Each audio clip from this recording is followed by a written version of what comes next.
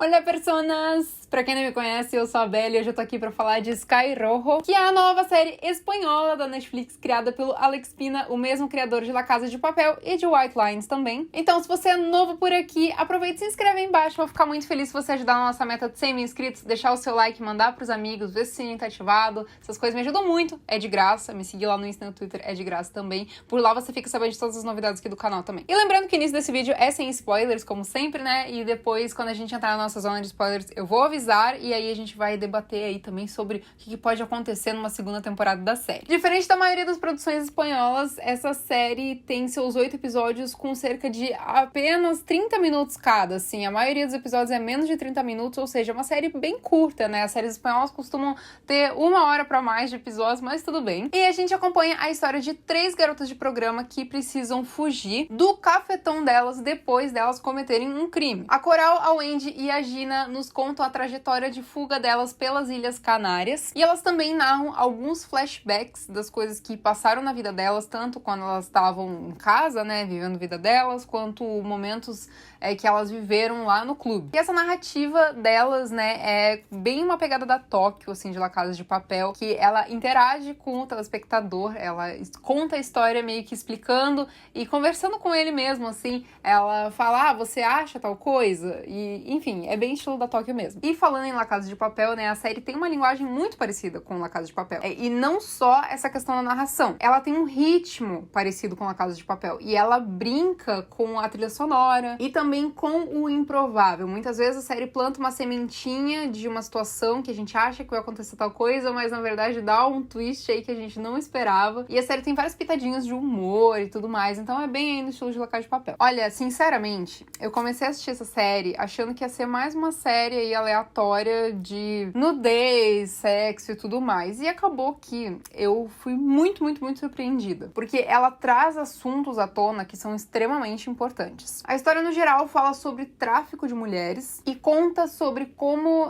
as mulheres sofrem em uma sociedade extremamente machista que gira em torno do prazer masculino. Um dos principais assuntos abordados também é o fato de que a mulher fala não e os homens não sabem aceitar. Então a gente tem diversas situações péssimas que acontecem com as mulheres e eles mostram isso na série pra ilustrar mesmo. É uma coisa bem gráfica e isso acaba sendo pesado, né? É uma série com classificação de 18 anos, né? Mas, de certa forma, eu acredito que é extremamente importante mostrar também, porque, querendo ou não, choca as pessoas, sabe? Eu sei que vai ter gente, sempre tem, né? O homem que vai comentar aí embaixo, ai, não sei o que é lacração. Cara, sinceramente, achou ruim, tchau, sabe? Porque é muito necessário esse tipo de série, esse tipo de mídia, sabe? Porque as pessoas provavelmente vão esperando uma coisa e elas acabam recebendo uma coisa que elas não estavam esperando na trama, né? Porque quando a gente vê sinopse, trailer e tudo mais, a gente acha aí que é uma série bem pegada, roubo, fuga e não sei mais o que. E no fim das contas ela traz aí questões, assim, super pertinentes e coisas que deveriam ser mais abordadas, né? Porque, assim, às vezes a gente fala de tráfico de mulheres, só que daí não tem ali aquela coisa detalhada, né? Nessa série a gente fica sabendo como acontece com cada uma delas, né? Qual que é o passado delas, o que levou elas a estar ali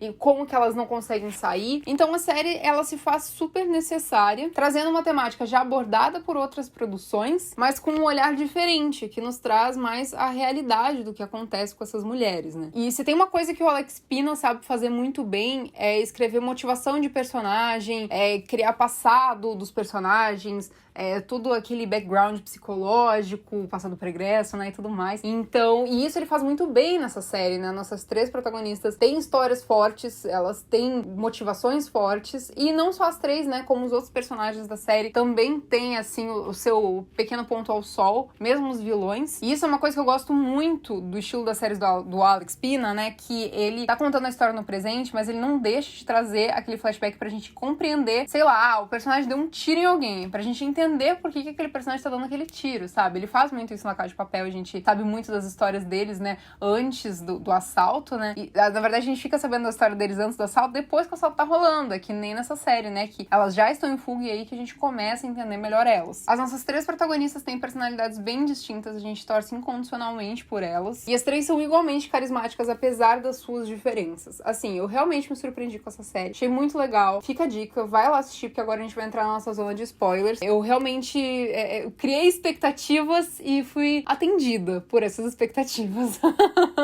De verdade, assim. Eu fiquei bem contente com o que eu vi em cena. E agora a gente vai entrar na nossa zona de spoilers. Então vai lá assistir a série e volta aqui, fechou? Bom, vamos falar aí um pouquinho mais das nossas protagonistas pra gente entrar nas nossas teorias de segunda temporada, né? A Coral, que é a nossa protagonista interpretada pela Verônica Sanches, né? Claro que a atriz narra um pouco e tudo mais, mas a gente vê que a história é um pouco mais centrada na Coral, né? Porque ela tem aí uma ligação também com o Romeu, com o Matias e tudo mais. E ela é uma mulher que se tornou prostituta por vontade própria, né? Ela é formada em biologia, ela foi dona de casa também. E ela tem uma personalidade forte, ela é inteligente, ela é autêntica. E ela é, de fato, a personagem que mais narra, né? A gente tem mais momentos de narração dela do que das outras. E como ela tem esse envolvimento emocional tanto com o Romeu quanto com o Moisés, ela acaba tendo uma camada mais de profundidade na trama, porque além dela ter toda a questão do passado dela e tudo mais, ela, que no caso que ela matou a sogra, mas ela explica, né, que ela queria matar o marido, que maltratava ela e tudo mais, mas assim, ela ainda tem a camada de se envolver com dois personagens que são extremamente importantes pra trama e que se consideram muito amigos, e ela acabou criando uma guerra entre eles. Então ela é uma personagem interessante, né, de se assistir, de se compreender os próximos passos. A Wendy, que é a personagem da perfeita da Lali Espósito, gente, eu sei que os fãs da Lali estão, assim, muito felizes com esse lançamento, muito orgulhosos dela, provavelmente, porque ela estava muito, muito bem em cena. Ela é argentina, né, assim como a atriz, e ela trabalha no clube contra a vontade dela. Ela é extremamente espontânea e, assim, ela não vê problema algum, né, se ela precisar dar um murro em alguém ou alguma coisa assim, mas, ao mesmo tempo, ela é uma personagem que internamente é muito quebrada, sabe? Ela sofre porque ela deixou a namorada dela em Buenos Aires, né, que, na verdade, não dava mais bola pra ela descobriu isso depois, e ela ainda tem o fato de ser lésbica, ou seja, ela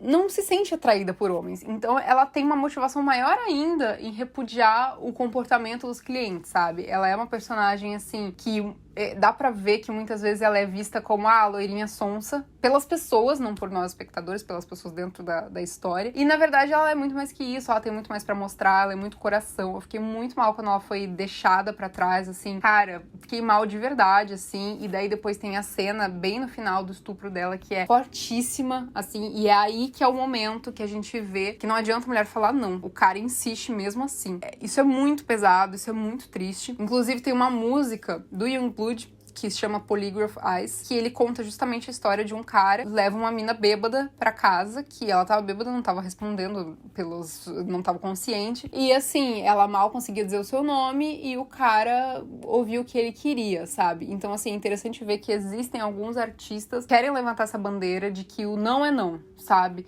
E a gente tem muitas cenas na série do Romeu conversando com investidores do clube, né, que sobre o prazer masculino é o que move o mundo. Não interessa o que as mulheres querem. E assim, isso é prova atrás de prova de que toda a situação é muito asquerosa, sabe? E eles deixam isso muito claro na série, sabe? E ainda, o pior de tudo, tem mulheres dentro daquelas reuniões lá que são feitas com o Romeu. E, enfim, a série mostra muito as coisas às quais elas se submetem, sabe? E muitas vezes elas são obrigadas, né? Praticamente 100% das vezes elas são obrigadas. E aí a gente tem a Gina, né? Que é a parte emotiva das três. Ela foi de Cuba pra Espanha com a promessa de trabalhar como garçonete.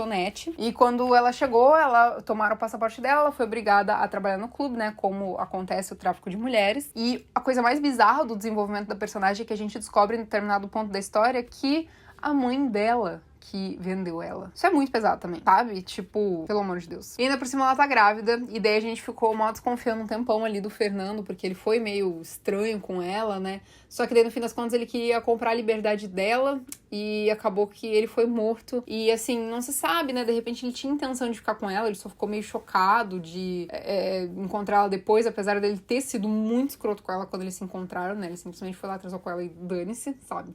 Enfim. Mas dá pra ver que, infelizmente, elas só têm umas às outras, sabe? Elas estão sozinhas no mundo. E isso é muito triste. E como eu falei, o Alex Pina sabe escrever muito bem motivação de personagem, né?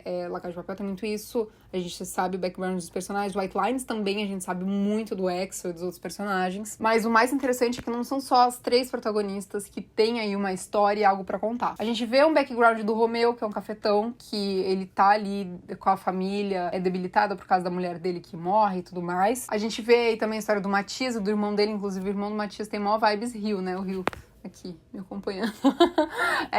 Não assim, imediatamente igual, mas ele tem aquela alma meio fragilizada, assim. E os dois aí tem toda a história com a mãe deles e tudo mais. E o Matias ainda tem toda a história com a Coral e tudo mais. E por falar em Matias, acho que ele foi pro saco, né? Porque ele caiu naquele buraco, que elas cobriram aquele buraco com areia. E o pior não é nem isso, é que ele tinha um buraco de bala no carro, né?